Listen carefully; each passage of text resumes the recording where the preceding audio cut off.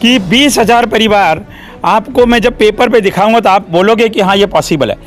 हर एक महानगर पालिकाओं में, जितनी भी महानगर पालिकाएं हैं, उन हर एक महानगर पालिकाओं में नॉमिनेशन होता है। गाँव के जो 5S फाउंडेशन के साथ मिल करके काम करोगे, 5S फाउंडेशन को ये पता है कि हमें किससे, कहाँ और कैसे काम करवाना है। ट्रेंड चला कि मेरी समाज के लोगों को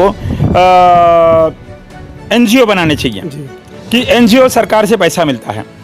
लोगों ने वो भी, आपको जान करके बड़ा दुख होगा भाई साहब, सिर्फ दिल्ली में करीब 1 लाख संस्थाएं हैं। समाज के अंदर ये आ जाएगी भावना कि भाई चलो मुझसे अच्छा कोई है, मैं उसे एक प्रमोशन दिया जाए, मेरे लोगों को आगे बढ़ाया जाए।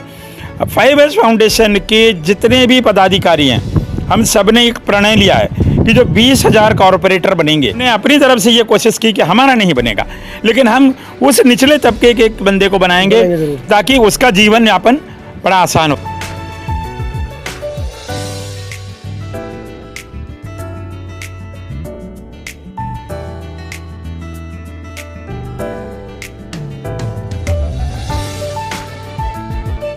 साथियों नमस्कार, मैं हूं मनोज अंतानी। आज मेरे साथ कुछ विशेष चर्चा को लेकर राजा वाल्मीकि जी हैं, जुड़े हैं। राष्ट्रीय प्रधान महासचिव हैं 5S फाउंडेशन से। सर क्या है ये 5S फाउंडेशन, पहले तो इसके बारे में हमारे दर्शकों को बताइएगा। जय भीम साथियों। जी मनोज जी, आपको भी जय भीम। जय भीम। 5S फाउंडेशन एक बाबा साहब का मिशन है। जो बाबा साहब के मिशन, बाबा साहब ने कहा था कि शिक्षित बनो, संगठित हो, संघर्ष करो, इसको लेकर के हमने 5S फाउंडेशन बनाया। और 5S फाउंडेशन पूरे देश में शिक्षा को लेकर काम कर रहा है।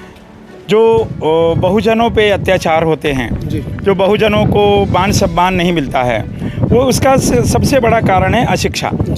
अगर शिक्षित होंगे तो हम अपने अधिकारों के लिए लड़ेंगे, अपनी फंडामेंटल राइट्स के लिए लड़ेंगे, और हम ये जान सकेंगे कि ये तो हमारा ही अधिकार था जो आज तक हमें मिला नहीं। तो 5S फाउंडेशन पूरे देश में घूम कर बच्चों को शिक्षा के लिए प्रेरित कर रही है। कब से रन कर रहे हैं 5S फाउंडेशन को? ये पिछले 2 सालों से कर रहे हैं। 2022 में हमारा रजिस्ट्रेशन हुआ था। जी। तो क्या मंशा थी इसको पीछे शुरू करने की? इस मंशा यही थी कि लोगों को शिक्षित बनाया जाए। बहुजन समाज में सबसे बड़ा दुख होता है कि आज की तारीख में भी करीब 70% बहुजन समाज के बच्चे ड्रॉप आउट हो जाते हैं। हम उनको मोटिवेट करते हैं, मोटिवेट करके ये बताते हैं, पुरस्कृत करते हैं, बच्चे आज आप ने ये काम किया है, आज आपको 50% मिले हैं, कल 70 मिलेंगे तो हम फिर पुरस्कार देंगे। तो उनके अंदर पढ़ने की जागरूकता जगाते हैं कि आप पढ़ोगे तभी आगे बढ़ोगे, नहीं पढ़ोगे नहीं तो फिर वही पुरानी सर्विस करनी पड़ेगी। हाँ, तो इसीलिए हमारा पूरे देश में उद्देश्य यही है कि हम घूम करके बहुजन समाज के बच्चों को, पिछड़े समाज के, शोषित, वंचित, दलित, इन समाज के बच्चों को हम मोटिवेट करके, पुरस्कृत करके उनको शिक्षा के प्रति जागरूक करें।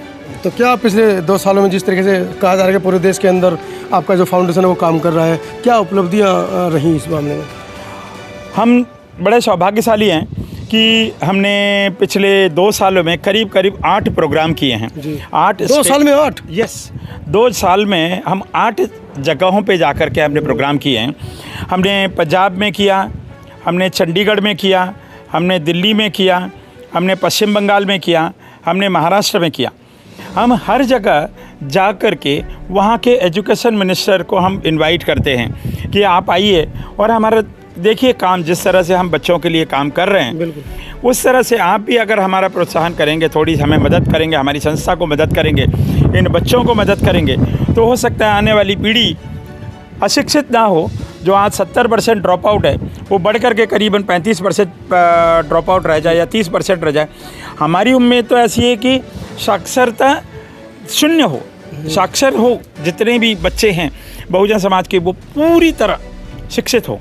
हमारी संस्था का और हमारे 5S फाउंडेशन का यही उद्देश्य है। राजा वाल्मीकि जी, मैं गाजियाबाद NCR में रहता हूँ जी। मैंने वहाँ पर देखा है कि सुबह हमारे समाज के लोग निकलते हैं काम पे, जैसा कि आपने अभी बताया कि अगर शिक्षित नहीं होंगे तो वो पुराने वाले काम को करना पड़ेगा, गंदे वाले काम को।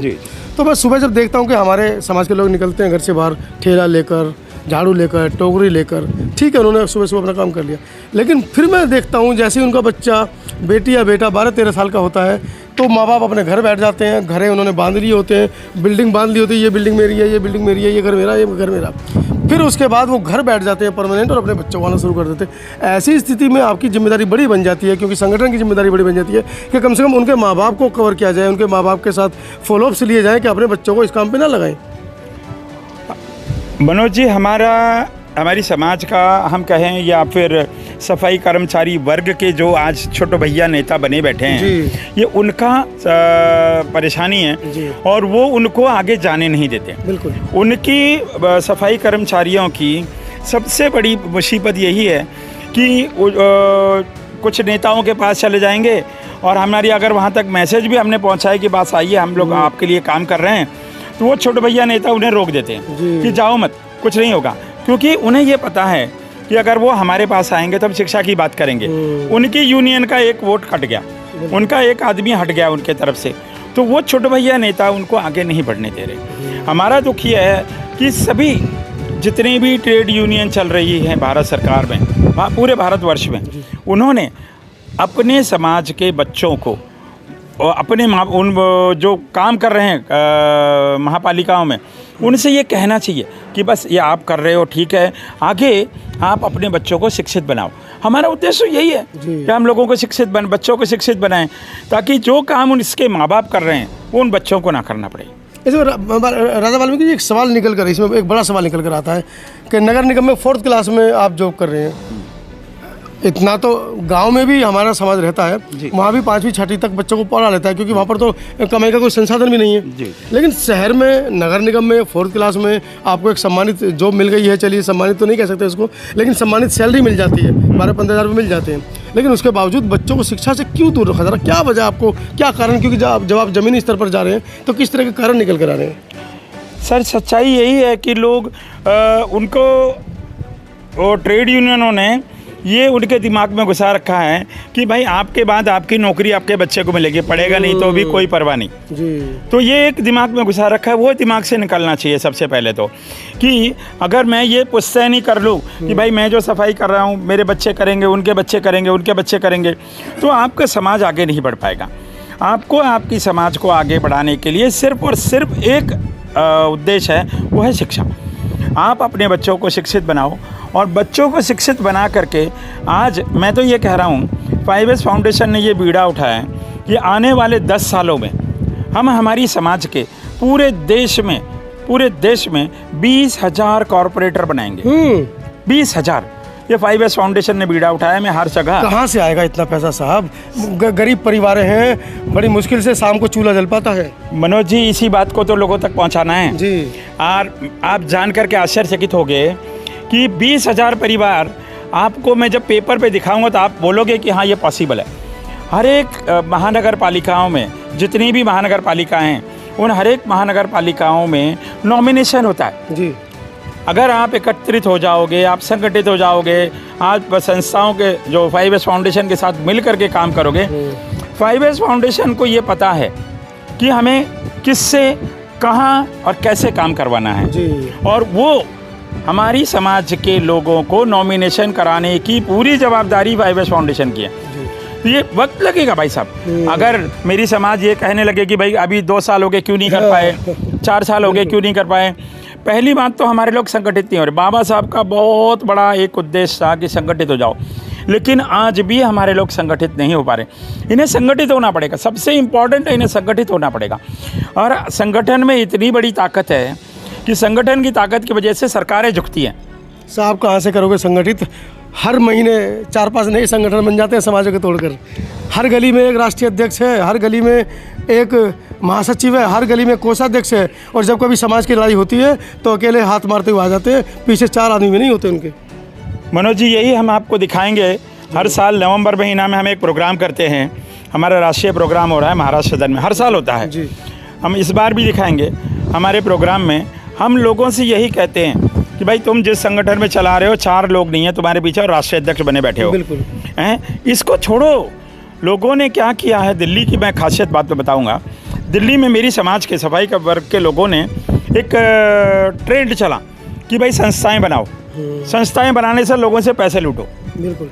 और करना कराना कुछ नहीं है, आपसे मेंबरशिप, मुझसे मेंबरशिप और भाइयों से मेंबरशिप ले करके पैसा लेके डकार जाना। ये मेरी समाज के लोगों ने किया। उसके बाद ट्रेंड चला कि मेरी समाज के लोगों को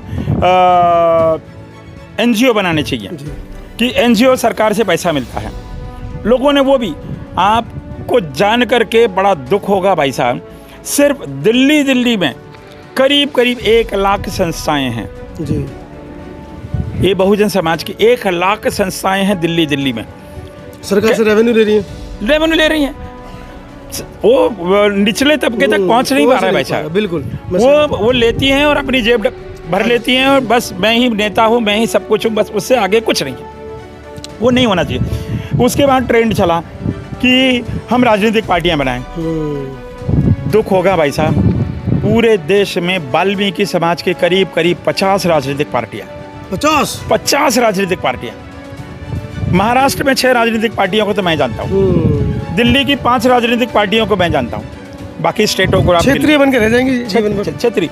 मगर उनके आगे सब आप बात करोगे तो उनको ये दिखाई देता है कि मैं हूँ, बाकी कुछ नहीं। मैं प्रधानमंत्री बनूंगा, मैं प्रधानमंत्री भी मैं बनूंगा, होम मिनिस्टर भी मैं बनूंगा, जितनी कुर्सियाँ मिले मुझे ही मिले। उन्होंने परिवर्तन नहीं सीखा कि भाई आज मैं राष्ट्रीय अध्यक्ष हूँ, कल किसी और को राष्ट्रीय अध्यक्ष बनाया जाए, वो उनके अंदर नहीं है। जिस दिन मेरी समाज के अंदर ये आ जाएगी भावना कि भाई चलो मुझसे अच्छा कोई है, मैं उसे एक प्रमोशन दिया जाए, मेरे लोगों को आगे बढ़ाया जाए।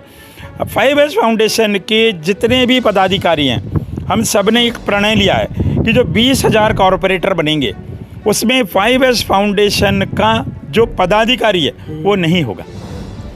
बड़ा त्याग है। देखिए, हमने अपनी तरफ से ये कोशिश की कि हमारा नहीं बनेगा, लेकिन हम उस निचले तबके के एक बंदे को बनाएंगे ताकि उसका जीवन यापन बड़ा आसान हो सके और ये मैसेज जा सके कि भाई एक जिसको कोई नहीं पूछ रहा था उसको 5S फाउंडेशन के बंदों ने उठा करके कॉर्पोरेटर बनाया। चलिए, दिल्ली ही नहीं पूरे भारत के अंदर एक समूह पिछले 15-20 दिन के अंदर ऐसा बना है जो वाकई में अपने समाज की चिंता कर रहा है। जैसे ही कोटा की खबर आई तो उस समूह ने लड्डू बांटे, खुशियाँ मनाई, लेकिन उनकी खुशी और लड्डू बांटे तब सार्थक होंगे तब वो 5S फाउंडेशन जैसे संगठनों के साथ जुड़कर अपने समाज में शिक्षा को रोपित कर पाएंगे, शिक्षा के प्रति अपने बच्चों को जागृत कर पाएंगे, उन अभिभावकों को जागृत कर पाएंगे जिनके बच्चे भी 5वीं 6ठी क्लास में हैं और उसके बावजूद वो अपने माता पिता के साथ दूसरे कार्यों में हाथ बटा रहे हैं।